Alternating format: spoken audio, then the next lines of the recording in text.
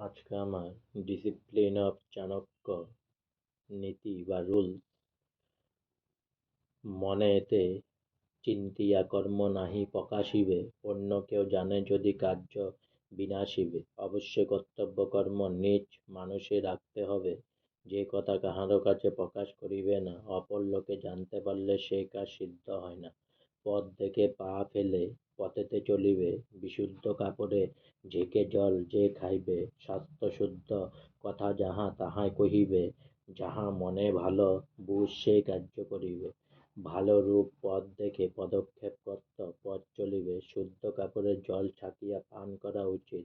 স্বাস্থ্যের যুক্তিতে কথা প্রয়োগ করিবে, মনে যে কাজ ভালো লাগবে সেই কাজ করিবে। আজকে আমার ইউনিভার্সাল ট্রুথ, আজকে আমার ডিসিপ্লিন অফ চাণক্য এখানে শেষ হলো।